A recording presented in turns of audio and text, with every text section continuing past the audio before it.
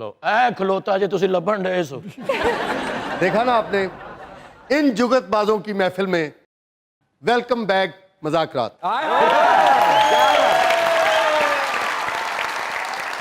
Sir, एक student leader अचानक से फनकार कैसे बन गया? असल में कुछ इंसिडेंट इस तरह का हो गया था कॉलेज में, मुझे अपना डिस्ट्रिक्ट छोड़ के लाहौर आना पड़ा। इंसिडेंट क्या हुआ था सर? जिस तरह कॉलेज लाइफ में स्टूडेंट पॉलिटिक्स में कुछ झगड़े झगड़े होते हैं। क्या हुआ था? लड़ाई झगड़ा, दुश्मनी बढ़ गई थी? हाँ, बस तंजीमें थी उस वक्त स्टूडेंट और कुछ झगड़ा हो गया। फिर मेरी वालदा ने कहा कि आप लाहौर शिफ्ट हो जाएं। अच्छा, लाहौर पहुंचे आप फिर? जी जी, लाहौर पहुंचो, बस आवारा सड़कों पे घूमता घूमता एक मरतबा ओपन एयर थिएटर की यात्रा हो गई। अच्छा। 30 साल पहले की बात है। उस वक़्त बहुत बड़े बड़े लोग जो मैं अक्सर टीवी ड्रामों में देखा करता था, तो रात का टाइम था, वो मेरे पास से गुजर रहे थे और मैं बड़ा मतलब हैरानगी से देख रहा था उन्हें। मैंने कोशिश की ऊपर जाने की, मुझे वो जहाँ जो एक वॉचमैन था, एक बहुत पुराना, फौत हो गया, अल्लाह उससे जन्नत नसीब करे, वो मुझे अंदर नहीं जाने दे रहा था। उन्हें मैनू कुछ 2 महीने मेरे को चावां मंगाइयां, कदी कभी सिगरट लाया, कदी चाह लाया। ते ओ वड्डा बंदा सी जेड़ा तुहाडे हत्थों पींदा रहे। भरा जो होए। अच्छा भाईजान, लेकिन आप अंदर जाना क्यों चाहते थे? अंदर शापर पाए सर। आप अंदर जाना क्यों चाहते थे? असल में जो सेलिब्रिटीज मैंने टीवी में देखी थी, उनकी कशिश, उनकी जो रोब दबदबा, जो लोग मतलब उनसे मिलना चाहते थे? जी, मिलना चाहता था। दूसरा ये था कि स्कूल टाइम में ना, आज से 30-35 साल पहले बज़्म अदब का एक प्रोग्राम हुआ करता था जुमेरात, जो हमारा वीकेंड हुआ करता था। तो उसमें पूरे स्कूल के जितने भी आर्टिस्ट, फ़नून लतीफ़ा से तल्लक रखने वाले जितने भी स्टूडेंट थे, उन्हें चांस दिया जाता था। तो आप उसमें क्या क्या करते थे? मैं उसमें बस कोई लतीफ़े वगैरह सुनाया करता था। वो थोड़ा बहुत कॉमेडी की हिस्स थी मुझ में।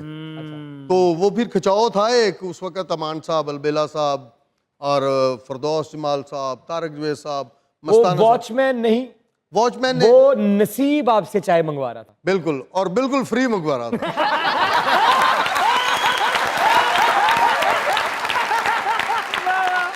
अच्छा अच्छा, फिर क्या हुआ 2 माह फिर बाद? मैंने खिदमत की को 2-2.5 माह। मैंने कहा प्लीज मुझे अंदर जाने दें। वो चाचा हमीद सी ओपन एयर थिएटर, वो मैंने कहना जाना है तो बस थोड़ी देर तक वापस आ जाना है। मैं कहा जी ठीक है। मैं अंदर गया हूँ और मैं गुम हो गया हूँ उधर। मतलब वहाँ जो शख्सियत थी, अशरफ राई साहब थे, अलबेला साहब थे, मैं अपने काबू ही नहीं रख सका। और वो मुझे ढूंढते रहे। फिर 1.5 घंटा मैं छुपता रहा वहाँ पे।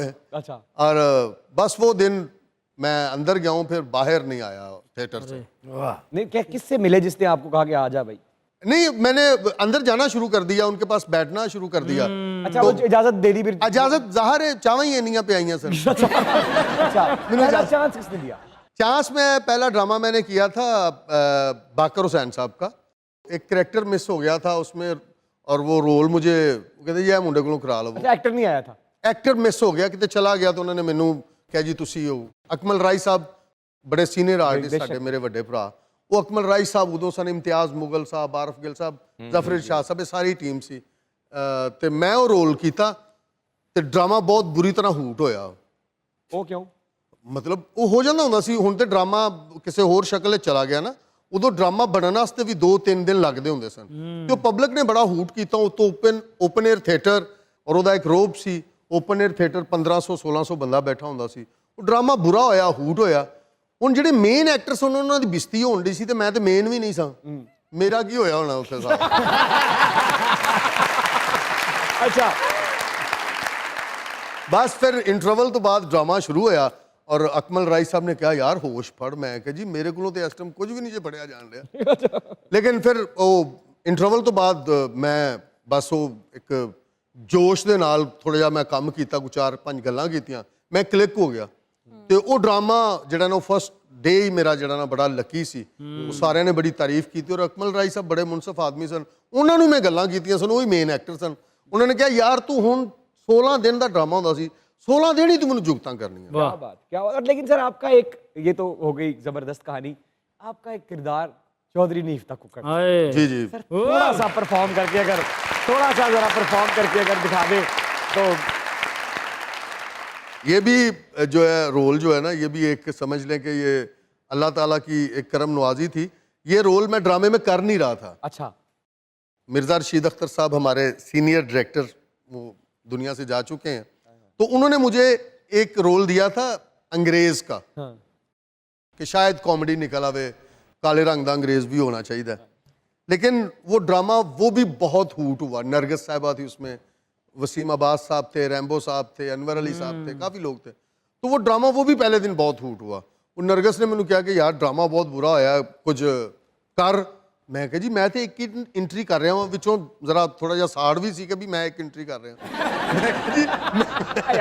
मैं क्या मैं एक एंट्री कर रहा, ਜਿਹੜੇ मेन रोल कर रहे हैं ਤੁਸੀਂ ਉਹਨਾਂ ਨੂੰ ਕਹੋ, ਮੈਨੂੰ ਕਿਉਂ ਕਹਿ ਰਹੇ ਹੋ? नहीं तू कुछ कर।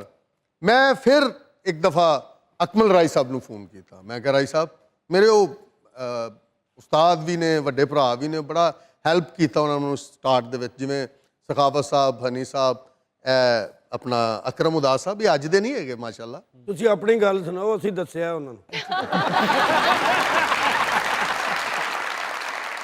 तो उन्होंने मुझे बताया कि यार ये थोड़ा आइडिया दिया।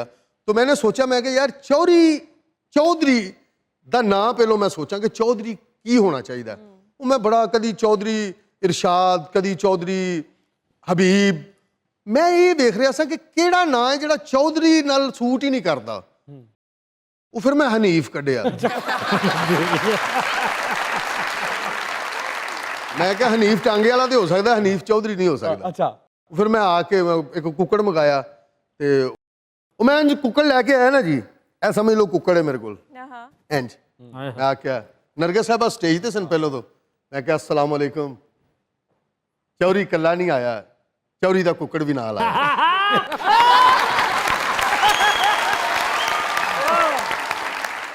ਇਹ ਆਮ ਕੁੱਕੜ ਨਹੀਂ, ਚੌਧਰੀ ਨੀਫ ਦਾ ਕੁੱਕੜ ਹੈ। ਉਹ ਕਹਿੰਦੀ ਕਿ ਇਸ ਕੁੱਕੜ ਦੀ ਕੀ ਖੂਬੀ ਹੈ? ਮੈਂ ਕਿਹਾ ਇਹ ਕੁੱਕੜ ਇੰਗਲਿਸ਼ ਫਿਲਮਾਂ ਵੇਖਦਾ।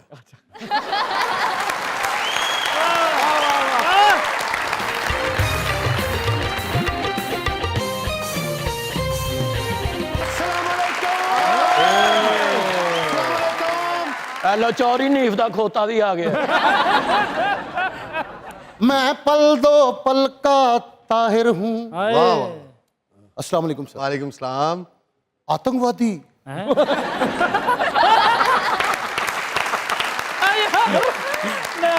ਮਸਾਲੇ ਤੁਸੀਂ ਪੂਰੇ ਰੱਖੇ ਨੇ। ਤਾਹਰ ਭਾਈ ਇਹ ਪਨੀਰ ਦਾ ਵਾਕਿਆ ਤੁਸੀਂ ਸੁਣਾਇਆ ਕਿਹੜੇ ਸੰਨ ਦਾ ਸੀ? आई थिंक माई सन ये 96 की बात है। 96 ਚ ਤੁਸੀਂ ਪਹਿਲਾ ਡਰਾਮਾ ਕੀਤਾ? यस। ਤੇ ਨਾਤੇ ਕਿਹੜੇ ਸੰਨ ਚ ਸੀ? ਉਦੋਂ ਨਹਾ ਕੇ ਡਰਾਮਾ ਕਰਨ ਦਾ ਰਿਵਾਜ ਹੀ ਨਹੀਂ ਸੀ ਜੀ।